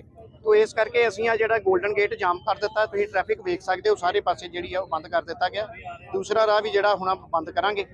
2 ਵਜੇ ਤੱਕ ਦਾ ਬੰਦ ਆ, ਤੇ ਬੰਦ ਦਾ ਮਤਲਬ ਬੰਦ ਆ ਨੂੰ ਪੂਰਨ ਤੌਰ ਤੇ ਬੰਦ ਕਰ। ਕਰੀਬ 20 ਮਿੰਟ ਤੱਕ ਪੁਲਿਸ ਅਤੇ ਪ੍ਰਦਰਸ਼ਨਕਾਰੀਆਂ ਵਿਚਾਲੇ ਬਹਿਸ ਤੋਂ ਬਾਅਦ ਪੁਲਿਸ ਵੱਲੋਂ ਕੁਝ ਸਿੱਖ ਜਥੇਬੰਦੀਆਂ ਦੇ ਆਗੂਆਂ ਨੂੰ ਹਿਰਾਸਤ ਵਿੱਚ ਲੈ ਲਿਆ ਗਿਆ। ਹਿਰਾਸਤ ਵਿੱਚ ਲਏ ਜਾਣ ਤੋਂ ਬਾਅਦ ਸਿੱਖ ਆਗੂ ਭਾਈ ਰਣਜੀਤ ਸਿੰਘ ਅਤੇ ਭੁਪਿੰਦਰ ਸਿੰਘ ਨੇ ਪੁਲਿਸ ਤੇ ਧੱਕੇਸ਼ਾਹੀ ਦੇ ਦੋਸ਼ ਲਗਾਏ। ਉਹਨਾਂ ਕਿਹਾ ਕਿ ਉਹ ਸ਼ਾਂਤਮਈ ਢੰਗ ਨਾਲ ਬੰਦ ਦੀ ਕੋਲ ਨੂੰ ਲਾਗੂ ਕਰ ਰਹੇ ਸਨ ਅਤੇ ਦੁਪਹਿਰ 2 ਵਜੇ ਤੱਕ ਆਵਾਜਾਈ ਬੰਦ ਰੱਖਣ ਦੀ ਗੱਲ ਕੀਤੀ ਸੀ। ਇੱਕ ਪਾਸੇ ਭਗਵੰਤ ਮਾਨ ਉਹ ਜਥੇਦਾਰ ਹਵਾਰਾ ਨੂੰ 10 ਦਿਨਾਂ ਦੀ ਪੈਰੋਲ ਦੇਣ ਦੀਆਂ ਚਿੱਠੀਆਂ ਲਿਖ ਰਿਹਾ ਆ। ਦੂਜੇ ਪਾਸੇ ਅੱਜ ਜਦੋਂ ਬੰਦੀ ਸਿੰਘਾਂ ਦੀ ਰਿਹਾਈ ਦੇ ਲਈ ਪੰਜਾਬ ਬੰਦ ਦੇ ਸੱਦੇ ਦਾ ਪ੍ਰੋਗਰਾਮ ਦਿੱਤਾ ਹੋਇਆ ਆ, ਤੇ ਅੰਮ੍ਰਿਤਸਰ ਦਾ ਪੁਲਿਸ ਪ੍ਰਸ਼ਾਸਨ ਧੱਕੇ ਨਾਲ ਸਾਨੂੰ ਜਿਹੜਾ ਗ੍ਰਿਫਤਾਰ ਆ ਉਹ ਕਰ ਰਿਹਾ ਆ। ਇੱਥੋਂ ਦਾ ਜਿਹੜੀ ਆਵਾਜਾਈ ਉਹ ਖੁਲਵਾ ਰਿਹਾ ਆ। ਸੋ ਬੰਦੀ ਸਿੰਘਾਂ ਦੀ ਰਿਹਾਈ ਦੇ ਲਈ ਅਸੀਂ ਆਪਣਾ ਜਿਹੜਾ ਪ੍ਰੋਗਰਾਮ ਆ ਉਹਨੂੰ ਪੂਰੀ ਤਰ੍ਹਾਂ ਜਿਹੜਾ ਸਫਲ ਆ ਉਹ ਬਣਾਵਾਂਗੇ। ਅਸੀਂ ਸਰਕਾਰਾਂ ਦੇ ਪੈਰਾਂ ਹੇਠ ਜਿਹੜੀ ਅੱਗ ਆ ਮਚਾ ਦਿਆਂਗੇ। ਸਰਕਾਰਾਂ ਦੇ ਪੈਰਾਂ ਹੇਠ ਜਿਹੜੀ ਅੱਗ ਮਚਾ ਕੇ ਆਪਣੇ ਬੰਦੀ ਸਿੰਘ ਰਿਹਾ ਕਰਾਵਾਂਗੇ। ਇੱਕ ਪਾਸੇ ਬੰਦੀ ਸਿੰਘਾਂ ਨੂੰ ਰਿਹਾ ਨਹੀਂ ਕੀਤਾ ਜਾ ਰਿਹਾ, ਦੂਜੇ ਪਾਸੇ ਜਿਹੜੇ ਬੰਦੀ ਸਿੰਘਾਂ ਦੀ ਰਿਹਾਈ ਮੰਗ ਰਹੇ ਆ ਉਹਨਾਂ ਨੂੰ ਵੀ ਜਿਹੜਾ ਆ ਉਹ ਪੁਲਿਸ ਧੱਕੇ ਨਾਲ ਜਿਹੜਾ ਬੰਦ ਕਰਨ ਦਾ ਜਿਹੜਾ ਯਤਨ ਆ ਉਹ ਕਰ ਰਹੀ ਹੈ। ਸੋ ਐਸੀ ਸਰਕਾਰ ਦੀ ਜਿਹੜੀ ਧੱਕੇਸ਼ਾਹੀ ਆ ਉਹ ਸਹਿਣ ਨਹੀਂ ਕਰਾਂਗੇ। ਆਪਣੇ ਬੰਦੀ ਸਿੰਘਾਂ ਨੂੰ ਰਿਹਾ ਕਰਵਾਉਣ ਦੇ ਲਈ ਅਸੀਂ ਸੰਘਰਸ਼ ਨੂੰ ਹੋਰ ਜਿਹੜਾ ਤਿੱਖਾ ਆ ਉਹ ਕਰਾਂਗੇ। ਭਾਜਪਾ ਸਰਕਾਰ ਇਹ ਗੱਲ ਸੁਣ ਲਵੇ ਕਿ ਬੰਦੀ ਸਿੰਘ ਉਹ ਕੋਈ ਅੱਤਵਾਦੀ ਵੱਖਵਾਦੀ ਨਹੀਂ, ਉਹ ਸਾਡੀ ਕੌਮ ਦੇ ਰੋਲ ਮਾਡਲ ਆ, ਉਹ ਸਾਡੀ ਕੌਮ ਦੇ ਮਾਣ ਆਈ ਗਿਆ। ਸੋ ਉਹਨਾਂ ਨੂੰ ਰਿਹਾ ਕਰਵਾ ਕੇ ਜਿਹੜਾ ਅਸੀਂ ਰਵਾਂਗੇ। ਆ ਤੁਸੀਂ ਪੁਲਿਸ ਦਾ ਵਤੀਰਾ ਦੇਖ ਲਿਆ ਹੋਵੇਗਾ ਕਿ ਕਿਵੇਂ ਜਿਹੜੀ ਸਰਕਾਰ ਆ ਉਹ ਸਾਡੇ ਹੱਕਾਂ ਨੂੰ ਸਾਡੀ ਆਵਾਜ਼ ਨੂੰ ਜਿਹੜਾ ਆ ਦਬਾ ਰਹੀ ਹੈ, ਤੇ ਪੰਜਾਬ ਬੰਦ ਦੇ ਸੱਦੇ ਨੂੰ ਜਿਹੜਾ ਸਫਲ ਨਹੀਂ ਹੋਣ ਦੇਣਾ ਚਾਹੁੰਦੇ। ਪਰ ਅਸੀਂ ਆਪਣੇ ਸਿੰਘਾਂ ਨੂੰ ਰਿਹਾ ਕਰਾ ਕੇ ਰਹਾਂਗੇ। ਬੰਦੀ ਸਿੰਘ ਰਿਹਾ ਕਰੋ। ਪੰਜਾਬ ਬੰਦ ਦੀ ਦਿੱਤੀ ਗਈ ਕੋਲ ਦੇ ਤਹਿਤ ਅੱਜ ਕੌਮੀ ਇਨਸਾਫ ਮੋਰਚੇ ਸਮੇਤ ਵੱਖ-ਵੱਖ ਸਿੱਖ ਜਥੇਬੰਦੀਆਂ ਅਤੇ ਕਿਸਾਨ ਜਥੇਬੰਦੀਆਂ ਵੱਲੋਂ ਬੰਦੀ ਸਿੰਘਾਂ ਦੀ ਰਿਹਾਈ ਦੀ ਮੰਗ ਨੂੰ ਲੈ ਕੇ ਬੰਦ ਦਾ ਸਮਰਥਨ ਕੀਤਾ ਗਿਆ। ਇਸ ਮੌਕੇ ਸ਼੍ਰੋਮਣੀ ਗੁਰਦੁਆਰਾ ਪ੍ਰਬੰਧਕ ਕਮੇਟੀ ਦੇ ਮੈਂਬਰ ਅਤੇ ਅਕਾਲੀ ਦਲ ਪੁਨਰ ਸੁਰਜੀਤੀ ਦੇ ਆਗੂ ਭਾਈ ਮਨਜੀਤ ਸਿੰਘ ਵੀ ਬੰਦ ਦੇ ਸਮਰਥਨ ਲਈ ਪਹੁੰਚੇ। ਉਹਨਾਂ ਨੇ ਲੋਕਾਂ ਤੇ ਕਾਰੋਬਾਰੀਆਂ ਨੂੰ ਸਹਿਯੋਗ ਦੇਣ ਦੀ ਅਪੀਲ ਕਰਦਿਆਂ ਕਿਹਾ ਕਿ ਇਸ ਬੰਦ ਦਾ ਮਕਸਦ ਕਿਸੇ ਵਿਅਕਤੀ, ਦੁਕਾਨਦਾਰ ਜਾਂ ਕਾਰੋਬਾਰੀ ਦਾ ਵਿਰੋਧ ਕਰਨਾ ਨਹੀਂ, ਸਗੋਂ ਲੰਮੇ ਸਮੇਂ ਤੋਂ ਜੇਲ੍ਹਾਂ ਵਿੱਚ ਬੰਦ ਬੰਦੀ ਸਿੰਘਾਂ ਦੀ ਰਿਹਾਈ ਦੀ ਮੰਗ ਨੂੰ ਸਰਕਾਰ ਤੱਕ ਪਹੁੰਚਾਉਣਾ ਹੈ। ਮੀਡੀਆ ਨਾਲ ਗੱਲਬਾਤ ਕਰਦਿਆਂ ਭਾਈ ਮਨਜੀਤ ਸਿੰਘ ਨੇ ਕਿਹਾ ਕਿ ਉਹਨਾਂ ਦਾ ਕਿਸੇ ਦੁਕਾਨਦਾਰ ਜਾਂ ਕਾਰੋਬਾਰੀ ਨਾਲ ਕੋਈ ਝਗੜਾ ਨਹੀਂ ਹੈ ਅਤੇ ਹਿੰਦੂ ਭਾਈਚਾਰੇ ਸਮੇਤ ਸਾਰੇ ਲੋਕ ਉਹਨਾਂ ਦੇ ਭਰਾ ਹਨ। ਉਹਨਾਂ ਕਿਹਾ ਕਿ ਰੋਜ਼ਾਨਾ ਦੀ ਜ਼ਿੰਦਗੀ ਵਿੱਚ ਲੋਕ ਆਪਸ ਵਿੱਚ ਦੁੱਖ ਸੁੱਖ ਸਾਂਝਾ ਕਰਦੇ ਹਨ ਅਤੇ ਇਸ ਲਈ ਉਹਨਾਂ ਦਾ ਮਕਸਦ ਕਿਸੇ ਦਾ ਕਾਰੋਬਾਰ ਪ੍ਰਭਾਵਿਤ ਕਰਨਾ ਨਹੀਂ ਹੈ। ਉਹਨਾਂ ਦਾਅਵਾ ਕੀਤਾ ਕਿ ਕਈ ਬੰਦੀ ਸਿੰਘ ਆਪਣੀਆਂ ਸਜ਼ਾਵਾਂ ਪੂਰੀਆਂ ਕਰ ਚੁੱਕੇ ਹਨ, ਪਰ ਇਸ ਦੇ ਬਾਵਜੂਦ ਉਹਨਾਂ ਨੂੰ ਰਿਹਾਈ ਨਹੀਂ ਦਿੱਤੀ ਜਾ ਰਹੀ। ਭਾਈ ਮਨਜੀਤ ਸਿੰਘ ਨੇ ਕਿਹਾ ਕਿ ਬੰਦੀ ਸਿੰਘਾਂ ਦੇ ਪਰਿਵਾਰ ਲੰਮੇ ਸਮੇਂ ਤੋਂ ਮੁਸ਼ਕਲਾਂ ਦਾ ਸਾਹਮਣਾ ਕਰ ਰਹੇ ਹਨ ਅਤੇ ਕਈ ਪਰਿਵਾਰਾਂ ਦੀ ਆਰਥਿਕ ਤੇ ਸਮਾਜਿਕ ਹਾਲਤ ਬਹੁਤ ਪ੍ਰਭਾਵਿਤ ਹੋਈ ਹੈ। ਭਾਈ ਮਨਜੀਤ ਸਿੰਘ ਨੇ ਕੇਂਦਰ ਸਰਕਾਰ ਤੇ ਕਥਿਤ ਵਿਤਕਰੇ ਦੇ ਦੋਸ਼ ਲਗਾਉਂਦਿਆਂ ਕਿਹਾ ਕਿ ਇੱਕ ਪਾਸੇ ਕੁਝ ਮਾਮਲਿਆਂ ਵਿੱਚ ਸਜ਼ਾਵਾਂ ਭੁਗਤ ਰਹੇ ਲੋਕਾਂ ਨੂੰ ਵਾਰ-ਵਾਰ ਪੈਰੋਲ ਮਿਲ ਜਾਂਦੀ ਹੈ, ਜਦਕਿ ਦੂਜੇ ਪਾਸੇ ਬੰਦੀ ਸਿੰਘਾਂ ਦੀ ਰਿਹਾਈ ਦੇ ਮਾਮਲੇ ਵਿੱਚ ਲੰਮੇ ਸਮੇਂ ਤੋਂ ਕੋਈ ਠੋਸ ਫੈਸਲਾ ਨਹੀਂ ਲਿਆ ਗਿਆ। ਉਨ੍ਹਾਂ ਕਿਹਾ ਕਿ ਸਰਕਾਰ ਨੂੰ ਇਸ ਮਾਮਲੇ ਤੇ ਗੰਭੀਰਤਾ ਨਾਲ ਵਿਚਾਰ ਕਰਨਾ ਚਾਹੀਦਾ ਹੈ। ਉਨ੍ਹਾਂ ਸਪਸ਼ਟ ਕੀਤਾ ਕਿ ਬੰਦ ਦੌਰਾਨ ਜ਼ਰੂਰੀ ਸੇਵਾਵਾਂ ਨੂੰ ਰੋਕਣ ਦਾ ਕੋਈ ਮਕਸਦ ਨਹੀਂ ਹੈ। ਉਨ੍ਹਾਂ ਕਿਹਾ ਕਿ ਜੇਕਰ ਕੇਂਦਰ ਸਰਕਾਰ ਵੱਲੋਂ ਫਿਰ ਵੀ ਬੰਦੀ ਸਿੰਘਾਂ ਦੀ ਰਿਹਾਈ ਦੇ ਮਾਮਲੇ ਵਿੱਚ ਕੋਈ ਕਾਰਵਾਈ ਨਾ ਕੀਤੀ ਗਈ ਤਾਂ ਪੰਜਾਬ ਦੀਆਂ ਪੰਥਕ ਜਥੇਬੰਦੀਆਂ ਨੂੰ ਸ਼੍ਰੀ ਅਕਾਲ ਤਖਤ ਸਾਹਿਬ ਵਿਖੇ ਇਕੱਠੇ ਹੋ ਕੇ ਅਗਲੇ ਵੱਡੇ ਸੰਘਰਸ਼ ਬਾਰੇ ਫੈਸਲਾ ਕਰਨਾ ਚਾਹੀਦਾ ਹੈ। ਉਨ੍ਹਾਂ ਦਿੱਲੀ ਵੱਲ ਵੱਡਾ ਮਾਰਚ ਕਰਨ ਦੀ ਸੰਭਾਵਨਾ ਦਾ ਵੀ ਜ਼ਿਕਰ ਕੀਤਾ। ਭਾਈ ਮਨਜੀਤ ਸਿੰਘ ਨੇ ਕਿਹਾ ਕਿ ਵੱਖ-ਵੱਖ ਕਿਸਾਨ, ਸਿੱਖ ਅਤੇ ਪੰਥਕ ਜਥੇਬੰਦੀਆਂ ਇਸ ਮਾਮਲੇ ਤੇ ਇਕੱਠੀਆਂ ਹਨ ਅਤੇ ਸਾਰਿਆਂ ਦਾ ਮੁੱਖ ਮਕਸਦ ਬੰਦੀ ਸਿੰਘਾਂ ਦੀ ਰਿਹਾਈ ਲਈ ਆਵਾਜ਼ ਬੁਲੰਦ ਕਰਨਾ ਹੈ। ਉਨ੍ਹਾਂ ਬੰਦੀ ਸਿੰਘਾਂ, ਖਾਸ ਕਰਕੇ ਭਾਈ ਬਲਵੰਤ ਸਿੰਘ ਰਾਜੋਆਣਾ ਸਮੇਤ ਹੋਰ ਸਿੰਘਾਂ ਪ੍ਰਤੀ ਸਤਿਕਾਰ ਪ੍ਰਗਟ ਕਰਦਿਆਂ ਕਿਹਾ ਕਿ ਸਰਕਾਰ ਨੂੰ ਇਸ ਮਸਲੇ ਦਾ ਜਲਦੀ ਹੱਲ ਕੱਢਣਾ ਚਾਹੀਦਾ ਹੈ। ਸਾਡਾ ਮਕਸਦ ਕੇਵਲ ਤੇ ਕੇਵਲ ਬੰਦੀ ਸਿੰਘਾਂ ਦੀ ਰਿਹਾਈ ਦਾ ਹੈ। ਕੋਈ ਸਾਡਾ ਕਿਸੇ ਦੁਕਾਨਦਾਰ ਨਾਲ, ਕਿਸੇ ਵੀਰ ਨਾਲ, ਕਿਸੇ ਕਾਰੋਬਾਰੀ ਨਾਲ ਸਾਡਾ ਕੋਈ ਝਗੜਾ ਨਹੀਂ, ਕੋਈ ਲੈਣ ਦੇਣ ਨਹੀਂ। ਉਹ ਸਾਡੇ ਭਰਾ ਨੇ, ਅਸੀਂ ਉਹਨਾਂ ਦਾ ਕਾਰੋਬਾਰ ਵੀ ਨਹੀਂ ਬੰਦ ਕਰਨਾ ਚਾਹੁੰਦੇ, ਲੇਕਿਨ ਸੈਂਟਰ ਸਰਕਾਰ ਨਹੀਂ ਤੇ ਬੋਲੀ ਹੋ ਗਈ। ਅਸੀਂ ਉਹਨਾਂ ਨੂੰ ਆਪਦੀ ਗੱਲ ਸੁਣਾਉਣਾ ਚਾਹੁੰਦੇ ਹਾਂ ਵੀ 32 ਸਾਲ ਹੋ ਗਏ ਔਰ ਲੋੜ ਰੱਬ ਦਾ ਇੱਕ ਬਲਾਤਕਾਰੀ ਨੂੰ ਤੁਸੀਂ ਘੜੇ ਮੁੜੀ ਸਜ਼ਾ ਆਪਣੀ ਦਿੰਦੇ ਜੇ, ਪਰੋਲ ਦਿੰਦੇ ਜੇ, ਤੇ ਜੇ ਅਸੀਂ ਆਣੇ ਵੀ ਸਾਡੇ ਸਿੰਘਾਂ ਦੀ ਸਜ਼ਾ ਤਾਂ ਪੂਰੀ ਕਰ ਲਈ ਤੇ ਤੁਸੀਂ ਉਹਨਾਂ ਨੂੰ ਨਾ ਪਰੋਲ ਦਿੰਦੇ, ਨਾ ਰਿਹਾਈ ਦਿੰਦੇ, ਨਾ ਛੁੱਟੀ ਦਿੰਦੇ ਜੇ। ਕੀ ਕਾਰਨ ਕੀ ਹੈ, ਕਾਹਦੀ ਗੱਲੋਂ ਪਰੋਲ? ਇਹ ਕਿਉਂਕਿ ਹਿੰਦੁਸਤਾਨ 'ਚ ਦੋ ਕਾਨੂੰਨ ਆ, ਇੱਕ ਮੈਜੋਰਟੀ ਵਾਸਤੇ, ਇੱਕ ਮਿਨੋਰਟੀ ਵਾਸਤੇ ਆ। ਔਰ ਜਿਨ੍ਹਾਂ ਕੋਲੇ ਮੈਜੋਰਟੀ ਆ ਉਹਨਾਂ ਨੂੰ ਵਾਰ-ਵਾਰ ਪਰੋਲ ਦਿੰਦੇ ਆ, ਜਿਹਨਾਂ ਕੋਲ ਬਹੁਤੀਆਂ ਵੋਟਾਂ ਨੇ। ਔਰ ਹਰਿਆਣੇ 'ਚ ਲੈਣੀਆਂ ਸੀ ਔਰ ਸੈਂਟਰ ਸਰਕਾਰ ਨੇ ਲੈਣੀਆਂ ਹਰਾਮ ਰੀਮ ਤੋਂ, ਔਰ ਉਹਨੂੰ ਵਾਰ-ਵਾਰ ਪਰੋਲ ਦਿੰਦੇ ਆ। ਉੱਤੇ ਵੀ ਇਹੋ ਜਿਹਾ ਕਤਲ ਦਾ ਕੇਸ ਹੀ ਆ। ਔਰ ਸਾਡੇ ਸਿੰਘ ਜਿਹੜੇ 32 34 ਸਾਲ ਤੋਂ, ਇੱਕ ਤਾਂ ਫਾਂਸੀ ਦੇ ਫੰਦੇ ਤੇ ਟੰਗਿਆ ਵਿਚਾਰਾ ਆਪਣੇ ਬਲਵੰਤ ਸਿੰਘ, ਭਾਈ ਬਲਵੰਤ ਸਿੰਘ ਰਾਜੋਆਣਾ। ਮੈਂ ਉਹਨਾਂ ਸਾਰਿਆਂ ਸਿੰਘਾਂ ਨੂੰ ਸਲਾਮ ਕਰਨੀ ਚਾਹੁੰਦਾ। ਅੱਜ ਜਿੰਨੇ ਸਿੰਘ ਖਲੋਤੇ ਆ ਇਹ ਸਾਰੇ ਸਾਡਾ ਕੋਈ ਕਿਸੇ ਨਾਲ ਕੋਈ ਰੌਲਾ ਨਹੀਂ ਹੈਗਾ, ਨਾ ਅਸੀਂ ਕਿਸੇ ਨਾਲ ਕੋਈ ਲੜਨਾ ਚਾਹੁੰਦੇ, ਨਾ ਹਿੰਸਾ ਕਰਨੀ ਚਾਹੁੰਦੇ, ਲੇਕਿਨ ਅਸੀਂ ਆਪਦੀ ਆਵਾਜ਼ ਤਾਂ ਬੁਲੰਦ ਕਰ ਸਕਦੇ ਹਾਂ ਨਾ। ਸਾਡੀ ਆਵਾਜ਼ ਤਾਂ ਨਾ ਬੰਦ ਕਰ। ਕਈ ਬੰਦੀ ਸਿੰਘ ਬੜੇ ਲੰਬੇ ਸਮੇਂ ਤੋਂ ਜੇਲ੍ਹਾਂ ਦੇ ਵਿੱਚ ਬੰਦ ਨੇ, ਉਹਨਾਂ ਦੇ ਪਰਿਵਾਰਿਕ ਮੈਂਬਰਾਂ ਦੀ ਗੱਲ ਕੀਤੀ ਮੈਂ ਕਿਹਾ ਉਹਨਾਂ ਦੇ ਘਰਾਂ ਦੇ ਵਿੱਚ, ਚੁੱਲ੍ਹਿਆਂ ਦੇ ਵਿੱਚ ਉਹਨਾਂ ਦੇ ਨਾ ਘਾਹ ਪਿਆ, ਘਰ ਢਹਿ ਗਿਆ, ਬਰਬਾਦ ਹੋ ਗਏ ਵਿਚਾਰੇ। ਉਹ ਅੱਖਾਂ ਤੋਂ ਰਹਿ ਗਏ, ਸਰੀਰ ਤੋਂ ਰਹਿ ਗਏ, ਕਈ ਅਪੰਗ ਹੋ ਗਿਆ ਜੇਲ੍ਹਾਂ ਵਿੱਚ। ਤੇ ਉਹਨਾਂ ਬਾਹਰ ਆਣ ਕੇ ਕਿਹੜਾ ਇੱਥੇ ਕੋਈ ਵੱਡੀ ਤੋਪ ਮਾਰ ਦੇਣੀ ਕਿਸੇ ਨੂੰ, ਜਾਂ ਕੋਈ ਇਹੋ ਜਿਹੀ ਕੋਈ ਉਹਨਾਂ ਗੱਲ ਕਰ ਦੇਣੀ ਜਿਹਦੇ ਨਾਲ ਪੰਜਾਬ ਦਾ ਮਾਹੌਲ ਖਰਾਬ ਹੁੰਦਾ। ਸੇਵਾਵਾਂ ਕਿਹੜੀਆਂ ਬੰਦ ਕੀਤੀਆਂ? ਅਸੀਂ ਕੋਈ ਸੇਵਾ ਜਿਹੜੀ ਆ ਬੰਦ ਨਹੀਂ ਕੀਤੀ, ਸਾਰੀਆਂ ਸੇਵਾਵਾਂ ਜਿਹੜੀਆਂ ਉਹ ਚੱਲਣ। ਲੇਕਿਨ ਅਸੀਂ ਕਾਰੋਬਾਰ ਵੀਰਾਂ ਨੂੰ ਬੇਨਤੀ ਕੀਤੀ ਆ, ਪੈਟਰੋਲ ਪੰਪ ਵਾਲਿਆਂ ਨੂੰ ਕੀਤੀ ਆ, ਤੇ ਹੋਰ ਜਿਹੜੇ ਆ ਉਹ ਸਾਡਾ ਦੁਕਾਨਦਾਰ ਵੀਰਾਂ ਨੂੰ ਕਿ ਸਾਡੇ ਕੋਈ ਸਹਿਯੋਗ ਦੇ 2 ਵਜੇ ਤੱਕ ਹੀ ਆ। ਕੋਈ ਅਸੀਂ ਹਾਲ ਬਾਜ਼ਾਰ ਤਾਂ ਮੈਂ ਇਹਨਾਂ ਦਾ ਧੰਨਵਾਦ ਕਰਨਾ ਚਾਹੁੰਦਾ ਸਾਰੇ ਸਿੰਘਾਂ ਦਾ, ਉਹ ਸਾਡਾ ਸਹਿਯੋਗ ਦੇ ਰਹੇ ਆ। ਅਸੀਂ ਇਹਨਾਂ ਦੇ ਵਿਰੋਧ ਥੋੜੇ ਆ, ਸਾਡੇ ਭਰਾ ਨੇ ਤੇ ਦੂਜੇ ਸਾਡੇ ਭਰਾ, ਕਿਉਂਕਿ ਅਸੀਂ ਸਾਂਝੇ ਰਹਿੰਦੇ, ਰੋਜ਼ ਸਾਡੇ ਮਰਨੇ ਪਰਨੇ ਇਕੱਠੇ ਰਹਿੰਦੇ ਆ। ਲੇਕਿਨ ਸਾਡਾ ਇੱਕੋ ਹੀ ਮਕਸਦ ਆ ਕਿ ਉਹਨਾਂ ਸਿੰਘਾਂ ਦੀ ਰਿਹਾਈ ਕਰੇ। ਰੇਲਾਂ ਸ਼ਹਿਰ ਜਿਹੜੇ ਕਿਸਾਨ ਯੂਨੀਅਨ ਵਾਲੇ ਭਾਵੇਂ ਰੋਕਣ, ਕਿਉਂਕਿ ਵੀ ਸਾਡੇ ਨਾਲ ਦੇ ਕਿਸਾਨ ਯੂਨੀਅਨ ਨਾਲ ਨੇ, ਆ ਫੈਡਰੇਸ਼ਨ ਵਾਲੇ ਨਾਲ ਨੇ, ਔਰ ਟਕਸਾਲ ਨਾਲ, ਸ਼੍ਰੋਮਣੀ ਕਮੇਟੀ ਨਾਲ, ਅਕਾਲੀ ਦਲ ਨਾਲ, ਸਾਰੇ ਇਸ ਵੇਲੇ ਸਾਰਾ ਪੰਜਾਬ ਇੱਕ ਲੱਤ ਤੇ ਹੋਇਆ ਹੈ। ਤੇ ਜੇ ਅਜੇ ਵੀ ਨਾ ਸਾਡੀ ਗੱਲ ਸੁਣੀ ਗਈ, ਫਿਰ ਮੈਂ ਬੇਨਤੀ ਕਰੂੰਗਾ ਜਿੰਨੀਆਂ ਵੀ ਪੰਜਾਬ ਦੇ ਵਿੱਚ ਆਪਣੇ ਆਪ ਨੂੰ ਪੰਥਕ ਜਥੇਬੰਦੀਆਂ ਖਵਾਉਂਦੀਆਂ ਨੇ, ਉਹ ਅਕਾਲ ਤਖਤ ਸਾਹਿਬ ਤੇ ਇਕੱਤਰ ਹੋ ਕੇ ਤੇ ਇੱਕ ਵੱਡਾ ਮਾਰਚ ਜਿਹੜਾ ਹੈ ਉਹ ਦਿੱਲੀ ਦਰਬਾਰ ਨੂੰ ਕਰੀਏ, ਤਾਂ ਕਿ ਜਿਸ ਤਰ੍ਹਾਂ ਕਾਂਗਰਸ ਪਾਰਟੀ ਨੇ ਉਹਨਾਂ ਦੇ ਕੰਨ ਖੋਲ੍ਹਦੇ ਆ, ਉਸੇ ਤਰ੍ਹਾਂ ਉਹਨਾਂ ਦੇ ਜਿਹੜੇ ਆ ਕੰਨ ਆ ਇਹਨਾਂ ਨੂੰ ਆਪਾਂ ਖੁੱਲ੍ਹ ਗਏ ਔਰ ਸੈਂਟਰ ਸਰਕਾਰ ਨੂੰ ਦੱਸੀਏ ਕਿ ਸਾਡਾ ਮਸਲਾ ਬੰਦੀ ਸਿੰਘਾਂ ਦੀ ਰਿਹਾਈ ਦਾ ਮਸਲਾ ਹੈ। ਭਾਈ ਰਾਜੋਆਣਾ ਨੂੰ ਫਾਂਸੀ ਤੋਂ ਛਡਾਉਣਾ, ਉਹ ਸਾਡੀ ਕੌਮ ਦੇ ਅਸਲੀ ਹੀਰੋ ਨੇ।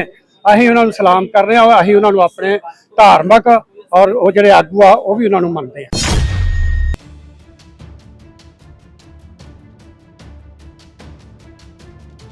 ਸ਼੍ਰੋਮਣੀ ਅਕਾਲੀ ਦਲ ਅੰਮ੍ਰਿਤਸਰ ਦੀ ਜ਼ਿਲ੍ਹਾ ਜਥੇਬੰਦੀ ਸੰਗਰੂਰ ਵੱਲੋਂ ਅੱਜ ਪਿੰਡ ਖੜਿਆਲ ਵਿਖੇ ਸ਼ਹੀਦ ਸੇਵਾ ਸਿੰਘ ਠਿਕਰੀਵਾਲਾ ਦੀ ਯਾਦ ਵਿੱਚ ਬਸਤੀਵਾਦੀ ਕਾਨੂੰਨਾਂ ਦੇ ਵਿਰੋਧ ਵਿੱਚ ਵਿਸ਼ੇਸ਼ ਇਕੱਤਰਤਾ ਕੀਤੀ ਗਈ। ਇਹ ਇਕੱਤਰਤਾ ਪਾਰਟੀ ਦੇ ਕੌਮੀ ਪ੍ਰਧਾਨ ਸਰਦਾਰ ਸਿਮਰਨਜੀਤ ਸਿੰਘ ਮਾਨ ਅਤੇ ਕਾਰਜਕਾਰੀ ਪ੍ਰਧਾਨ ਇਮਾਨ ਸਿੰਘ ਮਾਨ ਦੀ ਅਗਵਾਈ ਹੇਠ ਹੋਈ, ਜਿਸ ਵਿੱਚ ਵੱਡੀ ਗਿਣਤੀ ਵਿੱਚ ਸੰਗਤਾਂ, ਪਾਰਟੀ ਵਰਕਰਾਂ ਅਤੇ ਅਹੁਦੇਦਾਰਾਂ ਨੇ ਸ਼ਮੂਲੀਅਤ ਕੀਤੀ। ਇਕੱਤਰਤਾ ਨੂੰ ਸੰਬੋਧਨ ਕਰਦਿਆਂ ਸਰਦਾਰ ਸਿਮਰਨਜੀਤ ਸਿੰਘ ਮਾਨ ਨੇ ਕਿਹਾ ਕਿ BNS, NSA, UAPS ਸਮੇਤ ਵੱਖ-ਵੱਖ ਸਖਤ ਕਾਨੂੰਨਾਂ ਦੀ ਵਰਤੋਂ ਬਾਰੇ ਪਾਰਟੀ ਲੰਮੇ ਸਮੇਂ ਤੋਂ ਗੰਭੀਰ ਸਵਾਲ ਉਠਾਉਂਦੀ ਆ ਰਹੀ ਹੈ। ਉਨ੍ਹਾਂ ਕਿਹਾ ਕਿ ਲੋਕਤੰਤਰ ਵਿੱਚ ਕਾਨੂੰਨਾਂ ਦੀ ਵਰਤੋਂ ਨਾਗਰਿਕਾਂ ਦੀ ਆਵਾਜ਼ ਦਬਾਉਣ ਜਾਂ ਕਿਸੇ ਖਾਸ ਕੌਮ ਨੂੰ ਨਿਸ਼ਾਨਾ ਬਣਾਉਣ ਲਈ ਨਹੀਂ ਹੋਣੀ ਚਾਹੀਦੀ। ਸਰਦਾਰ ਸਿਮਰਨਜੀਤ ਸਿੰਘ ਮਾਨ ਨੇ ਬੰਦੀ ਸਿੰਘਾਂ ਦੀ ਰਿਹਾਈ ਦੀ ਮੰਗ ਨੂੰ ਲੈ ਕੇ ਅੱਜ 21 ਅਗਸਤ ਨੂੰ ਕੀਤੇ ਗਏ ਪੰਜਾਬ ਬੰਦ ਦੇ ਸੱਦੇ ਨੂੰ ਵੀ ਪੂਰਨ ਸਮਰਥਨ ਦਿੱਤਾ। ਪੰਜਾਬ ਵਾਸੀਆਂ ਨੂੰ ਅਪੀਲ ਕੀਤੀ ਕਿ ਉਹ ਸ਼ਾਂਤਮਈ ਢੰਗ ਨਾਲ ਬੰਦ ਨੂੰ ਸਫਲ ਬਣਾਉਣ ਅਤੇ ਲੰਮੇ ਸਮੇਂ ਤੋਂ ਜੇਲ੍ਹਾਂ ਵਿੱਚ ਬੰਦ ਸਿੰਘਾਂ ਦੀ ਰਿਹਾਈ ਦੇ ਹੱਕ ਵਿੱਚ ਆਪਣੀ ਆਵਾਜ਼ ਬੁਲੰਦ ਕਰਨ। ਇਸ ਮੌਕੇ ਕਾਰਜਕਾਰੀ ਪ੍ਰਧਾਨ ਸਰਦਾਰ ਇਮਾਨ ਸਿੰਘ ਮਾਨ ਨੇ ਵੰਦੇ ਮਾਤਰਮ ਸੰਬੰਧੀ ਆਪਣਾ ਪੱਖ ਰੱਖਦਿਆਂ ਕਿਹਾ ਕਿ ਕਿਸੇ ਵੀ ਧਾਰਮਿਕ ਜਾਂ ਰਾਸ਼ਟਰੀ ਰਚਨਾ ਨੂੰ ਲੋਕਾਂ ਉੱਤੇ ਜ਼ਬਰਦਸਤੀ ਲਾਗੂ ਕਰਨ ਦੀ ਬਜਾਏ ਉਹਨਾਂ ਦੀ ਧਾਰਮਿਕ ਆਜ਼ਾਦੀ ਅਤੇ ਜ਼ਮੀਰ ਦੀ ਸੁਤੰਤਰਤਾ ਦਾ ਸਤਿਕਾਰ ਹੋਣਾ ਚਾਹੀਦਾ ਹੈ। ਉਹਨਾਂ ਕਿਹਾ ਕਿ ਸਿੱਖ ਅਕਾਲ ਪੁਰਖ ਅਤੇ ਏਕ ਓਂਕਾਰ ਦਾ ਉਪਾਸਕ ਹੈ। ਸਿੱਖ ਹਰ ਧਰਮ ਅਤੇ ਉਸ ਦੇ ਅਕੀਦਿਆਂ ਦਾ ਸਤਿਕਾਰ ਕਰਦਾ ਹੈ, ਪਰ ਉਸ ਨੂੰ ਆਪਣੀ ਧਾਰਮਿਕ ਮਰਿਆਦਾ ਦੇ ਉਲਟ ਕਿਸੇ ਤਰ੍ਹਾਂ ਦਾ ਧਾਰਮਿਕ ਗਾਇਨ ਕਰਨ ਲਈ ਮਜਬੂਰ ਨਹੀਂ ਕੀਤਾ ਜਾ ਸਕਦਾ। ਉਨ੍ਹਾਂ ਕਿਹਾ ਕਿ ਸਕੂਲਾਂ, ਕਾਲਜਾਂ ਜਾਂ ਹੋਰ ਸੰਸਥਾਵਾਂ ਵਿੱਚ ਕਿਸੇ ਵੀ ਅਜਿਹੀ ਪ੍ਰਥਾ ਨੂੰ ਲਾਜ਼ਮੀ ਕਰਨ ਦੀ ਕੋਸ਼ਿਸ਼ ਜੋ ਕਿਸੇ ਵਿਅਕਤੀ ਦੇ ਧਾਰਮਿਕ ਵਿਸ਼ਵਾਸ ਜਾਂ ਜ਼ਮੀਰ ਦੀ ਆਜ਼ਾਦੀ ਨਾਲ ਟਕਰਾਉਂਦੀ ਹੋਵੇ, ਉਸ ਦਾ ਪਾਰਟੀ ਵੱਲੋਂ ਵਿਰੋਧ ਕੀਤਾ ਜਾਵੇਗਾ। ਉਨ੍ਹਾਂ ਕਿਹਾ ਕਿ ਸ਼੍ਰੋਮਣੀ ਅਕਾਲੀ ਦਲ ਅੰਮ੍ਰਿਤਸਰ ਲੋਕਤਾਂਤਰਿਕ ਅਤੇ ਸੰਵਿਧਾਨਕ ਹੱਕਾਂ ਦੀ ਰੱਖਿਆ ਲਈ ਆਪਣਾ ਸੰਘਰਸ਼ ਜਾਰੀ ਰੱਖੇਗਾ। ਪ੍ਰਸ਼ਾਦਾ ਪਾਣੀ ਛਕ ਕੇ ਤੇ ਇੱਧਰ ਨੂੰ ਘੁੰਮਣ ਡਿਆ, ਸੈਲ ਕਰਨ ਡਿਆ, ਅੰਦਰ ਹਾਲ ਨੂੰ ਚਲ ਗਿਆ ਤੇ ਪਤਾ ਹੀ ਉਦੋਂ ਲੱਗਾ ਜਦੋਂ ਮਗਰੋਂ ਠਾਹ ਕਰਦੀ ਆਵਾਜ਼ ਆਈ ਆ ਤੇ ਲੱਤਾਂ ਦੇ ਵੱਜੀ, ਲੱਤਾਂ ਵੀ ਐ ਸੋਨੀ ਹੋ ਗਈਆਂ। ਮੁੜ ਕੇ ਮੈਂ ਭੱਜ ਕੇ ਫਲੈਸ਼ਾਂ ਨੂੰ ਆਇਆ, ਉਹਨੇ ਚ ਉਹਨੂੰ ਮਗਰੋਂ ਮੁੜ ਕੇ ਕਿਤੇ ਹੋਰ ਸੁੱਟਤਾ ਨਾ, ਉਹ ਬੂਹੇ 'ਚ ਮਾਰਿਆ। ਭਾਰਤ-ਪਾਕਿਸਤਾਨ ਸਰਹੱਦ ਦੇ ਨੇੜੇ ਪੈਂਦੇ ਹਲਕਾ ਅਜਨਾਲਾ ਦੇ ਪਿੰਡ ਜੱਟਾ ਵਿੱਚ ਦੇਰ ਰਾਤ ਇੱਕ ਘਰ ਨੂੰ ਨਿਸ਼ਾਨਾ ਬਣਾ ਕੇ ਕੀਤੇ ਗਏ ਕਥਿਤ ਗ੍ਰਨੇਡ ਹਮਲੇ ਨੇ ਪੂਰੇ ਇਲਾਕੇ ਨੂੰ ਹਿਲਾ ਕੇ ਰੱਖ ਦਿੱਤਾ ਹੈ। ਦੱਸਿਆ ਜਾ ਰਿਹਾ ਹੈ ਕਿ ਦੋ ਅਣਪਛਾਤੇ ਵਿਅਕਤੀ ਮੋਟਰਸਾਈਕਲ ਤੇ ਸਵਾਰ ਹੋ ਕੇ ਆਏ ਅਤੇ ਘਰ ਦੇ ਬਾਹਰ ਦੋ ਗ੍ਰਨੇਡ ਸੁੱਟ ਕੇ ਫਰਾਰ ਹੋ ਗਏ। ਧਮਾਕਿਆਂ ਦੀ ਤੇਜ਼ ਆਵਾਜ਼ ਨਾਲ ਪਿੰਡ ਵਿੱਚ ਅਫਰਾ-ਤਫਰੀ ਮਚ ਗਈ। ਘਟਨਾ ਦੌਰਾਨ ਘਰ ਵਿੱਚ ਮੌਜੂਦ 3 ਵਿਅਕਤੀ ਜ਼ਖਮੀ ਹੋ ਗਏ। ਪਰਿਵਾਰਕ ਮੈਂਬਰਾਂ ਮੁਤਾਬਕ ਜ਼ਖਮੀਆਂ ਵਿੱਚ 2 ਔਰਤਾਂ ਅਤੇ 1 ਵਿਅਕਤੀ ਸ਼ਾਮਿਲ ਹਨ। ਧਮਾਕੇ ਕਾਰਨ ਘਰ ਦੇ ਦਰਵਾਜ਼ਿਆਂ ਅਤੇ ਸ਼ੀਸ਼ਿਆਂ ਨੂੰ ਨੁਕਸਾਨ ਪਹੁੰਚਿਆ, ਜਦਕਿ ਘਰ ਦੇ ਬਾਹਰ ਖੜੇ ਵਾਹਨ ਵੀ ਨੁਕਸਾਨੇ ਗਏ। ਜ਼ਖਮੀਆਂ ਨੂੰ ਤੁਰੰਤ ਇਲਾਜ ਲਈ ਹਸਪਤਾਲ ਪਹੁੰਚਾਇਆ ਗਿਆ। ਇੱਕ ਜ਼ਖਮੀ ਦਾ ਇਲਾਜ ਗੁਰੂ ਨਾਨਕ ਦੇਵ ਹਸਪਤਾਲ ਵਿੱਚ ਚੱਲਣ ਦੀ ਜਾਣਕਾਰੀ ਸਾਹਮਣੇ ਆਈ ਹੈ। ਪਰਿਵਾਰਕ ਮੈਂਬਰਾਂ ਨੇ ਦੱਸਿਆ ਕਿ ਰਾਤ ਸਮੇਂ ਦੋ ਅਣਪਛਾਤੇ ਵਿਅਕਤੀ ਮੋਟਰਸਾਈਕਲ ਤੇ ਆਏ। ਉਹਨਾਂ ਵੱਲੋਂ ਪਹਿਲਾਂ ਘਰ ਦੇ ਅੰਦਰ ਗ੍ਰਨੇਡ ਸੁੱਟਿਆ ਗਿਆ। ਜਦੋਂ ਪਰਿਵਾਰ ਨੂੰ ਇਸ ਬਾਰੇ ਪਤਾ ਲੱਗਾ ਅਤੇ ਇੱਕ ਵਿਅਕਤੀ ਉਹਨਾਂ ਦੇ ਪਿੱਛੇ ਜਾਣ ਲੱਗਾ ਤਾਂ ਹਮਲਾਵਰਾਂ ਨੇ ਦੂਜਾ ਗ੍ਰਨੇਡ ਵੀ ਦਰਵਾਜ਼ੇ ਵੱਲ ਸੁੱਟ ਦਿੱਤਾ। ਪਰਿਵਾਰ ਮੁਤਾਬਕ ਇਸ ਤੋਂ ਪਹਿਲਾਂ ਉਹਨਾਂ ਨੂੰ ਕਿਸੇ ਤਰ੍ਹਾਂ ਦੀ ਧਮਕੀ ਜਾਂ ਫੋਨ ਆਉਣ ਦੀ ਜਾਣਕਾਰੀ ਨਹੀਂ ਸੀ ਅਤੇ ਪਿੰਡ ਵਿੱਚ ਇਸ ਤਰ੍ਹਾਂ ਦੀ ਘਟਨਾ ਪਹਿਲੀ ਵਾਰ ਵਾਪਰੀ ਹੈ। ਘਟਨਾ ਤੋਂ ਬਾਅਦ ਪੁਲਿਸ ਮੌਕੇ ਤੇ ਪਹੁੰਚੀ ਅਤੇ ਮਾਮਲੇ ਦੀ ਜਾਂਚ ਸ਼ੁਰੂ ਕਰ ਦਿੱਤੀ। ਦੱਸਿਆ ਗਿਆ ਕਿ ਘਟਨਾ ਵਾਲੀ ਥਾਂ ਤੋਂ ਗ੍ਰਨੇਡ ਪੁਲਿਸ ਦੇ ਹਵਾਲੇ ਕੀਤੇ ਗਏ ਹਨ। ਘਟਨਾ ਦੀ ਗੰਭੀਰਤਾ ਨੂੰ ਦੇਖਦੇ ਹੋਏ ਸੁਰੱਖਿਆ ਏਜੰਸੀਆਂ ਵੱਲੋਂ ਵੀ ਮਾਮਲੇ ਨੂੰ ਗੰਭੀਰਤਾ ਨਾਲ ਲਿਆ ਜਾ ਰਿਹਾ ਹੈ। ਇਸ ਘਟਨਾ ਨੂੰ ਲੈ ਕੇ ਅਕਾਲੀ ਆਗੂ ਤੇ ਹਲਕਾ ਇੰਚਾਰਜ ਜੋਤ ਸਿੰਘ ਸਮਰਾ ਨੇ ਪੰਜਾਬ ਦੀ ਕਾਨੂੰਨ ਵਿਵਸਥਾ ਤੇ ਸਵਾਲ ਚੁੱਕੇ ਹਨ। ਉਹਨਾਂ ਕਿਹਾ ਕਿ ਸਰਹੱਦੀ ਖੇਤਰ ਵਿੱਚ ਇੱਕ ਘਰ ਤੇ 2 ਗ੍ਰਨੇਡ ਸੁੱਟੇ ਜਾਣਾ ਬਹੁਤ ਗੰਭੀਰ ਮਾਮਲਾ ਹੈ। ਉਹਨਾਂ ਦਾਅਵਾ ਕੀਤਾ ਕਿ ਧਮਾਕਿਆਂ ਕਾਰਨ ਘਰ ਦੇ ਸ਼ੀਸ਼ੇ ਟੁੱਟ ਗਏ ਅਤੇ ਵਾਹਨਾਂ ਨੂੰ ਵੀ ਨੁਕਸਾਨ ਪਹੁੰਚਿਆ ਹੈ। ਘਟਨਾ ਤੋਂ ਬਾਅਦ ਪਿੰਡ ਵਿੱਚ ਦਹਿਸ਼ਤ ਦਾ ਮਾਹੌਲ ਬਣਿਆ ਹੋਇਆ। ਪਿੰਡ ਵਾਸੀਆਂ ਨੇ ਵੀ ਸੁਰੱਖਿਆ ਪ੍ਰਬੰਧਾਂ ਨੂੰ ਲੈ ਕੇ ਚਿੰਤਾ ਜ਼ਾਹਰ ਕੀਤੀ ਹੈ। ਫਿਲਹਾਲ ਪੁਲਿਸ ਜਾਂਚ ਤੋਂ ਬਾਅਦ ਹੀ ਇਹ ਸਪਸ਼ਟ ਹੋ ਸਕੇਗਾ ਕਿ ਹਮਲੇ ਦਾ ਮਕਸਦ ਕੀ ਸੀ ਅਤੇ ਇਸ ਦੇ ਪਿੱਛੇ ਕੌਣ ਲੋਕ ਸ਼ਾਮਿਲ ਹਨ। ਪ੍ਰਸ਼ਾਦਾ ਪਾਣੀ ਛਕ ਕੇ ਤੇ ਇੱਧਰ ਨੂੰ ਘੁੰਮਣ ਡਿਆ, ਸੈਲ ਕਰਨ ਡਿਆ, ਅੰਦਰ ਹਾਲ ਨੂੰ ਚਲ ਗਿਆ। ਇਹ ਪਤਾ ਹੀ ਉਦੋਂ ਲੱਗਾ ਜਦੋਂ ਮਗਰੋਂ ਠਾਹ ਕਰਦੀ ਆਵਾਜ਼ ਆਈ ਆ ਤੇ ਲੱਤਾਂ ਦੇ ਵੱਜੀ, ਲੱਤਾਂ ਵੀ ਐ ਸੋਨੀ ਹੋ ਗਈਆਂ। ਮੁੜ ਕੇ ਮੈਂ ਭੱਜ ਕੇ ਫਲੈਸ਼ਾਂ ਨੂੰ ਆਇਆ, ਉਹਨੇ ਚ ਉਹਨੂੰ ਮਗਰੋਂ ਮੁੜ ਕੇ ਕਿਤੇ ਹੋਰ ਸੁੱਟਤਾ ਨਾ, ਉਹ ਬੂਹੇ 'ਚ ਮਾਰਿਆ ਤੇ ਮੁੜ ਕੇ ਦੂਜੇ ਜੀ ਫੱਟਰ ਹੋ ਗਏ। ਗੱਡੀ ਦਾ ਸ਼ੀਸ਼ਾ ਟੁੱਟ ਗਿਆ, ਟਾਇਰ ਪਾੜ ਗਏ, ਮੋਟਰਸਾਈਕਲਾਂ ਦੇ ਟਾਇਰ ਪਾੜ ਗਏ ਤੇ ਨੁਕਸਾਨ ਤੇ ਕਾਫੀ ਹੋਇਆ। ਜ਼ਖਮੀ 3 ਜਣੇ ਹੋਏ, ਇੱਕ ਮੇਰੀ ਨਾਲ ਦੀ ਤੇ ਇੱਕ ਮੇਰੀ ਸਿਸਟਰ। ਸਿਸਟਰ ਤੇ ਇੱਥੇ ਆ ਤੇ ਨਾਲ ਦੀ ਮੇਰੇ ਉੱਥੇ ਆ ਆਪਣਾ ਹਸਪਤਾਲ ਗੁਰੂ ਨਾਨਕ ਹਸਪਤਾਲ ਦਾਖਲ ਕਰਾਏ। ਕੀ ਮੰਗ ਕਰਦੇ ਹੋ? ਅਸੀਂ ਤੇ ਭਾਜੀ ਆਨੇ ਵੀ ਇਹ ਕਿਹੜਾ ਕੰਮ ਹੈ ਮਾੜਾ ਕਰਦੇ ਆ, ਠੀਕ ਹੈ ਨਾ, ਤੇ ਗਾਂ ਦਾ ਬੰਨ੍ਹ 'ਚ ਪੈਣਾ ਚਾਹੀਦਾ। ਤੇ ਸਾਨੂੰ ਇੱਥੇ ਰਾਤੀ ਜੋ ਘਟਨਾ ਵਾਪਰੀ ਆ, ਦਿਨ ਦਿਹਾੜੇ ਅਜੇ ਰਾਤ ਵੀ ਨਹੀਂ ਪਈ, 8 ਵਜੇ ਹੀ ਤੇ 2 ਗ੍ਰਨੇਡ ਇਸ ਘਰ ਦੇ ਉੱਤੇ ਸੁੱਟੇ ਗਏ ਆ। ਤੁਸੀਂ ਵੇਖ ਹੀ ਲਏ ਆ, ਇੱਕ ਦਰਵਾਜ਼ੇ ਦੇ ਵਿੱਚ ਆ, ਇੱਕ ਇਹਨਾਂ ਦੇ ਉੱਧਰ ਜਿੱਥੇ ਗੱਡੀਆਂ ਲਾਉਂਦੇ ਉੱਥੇ ਆ।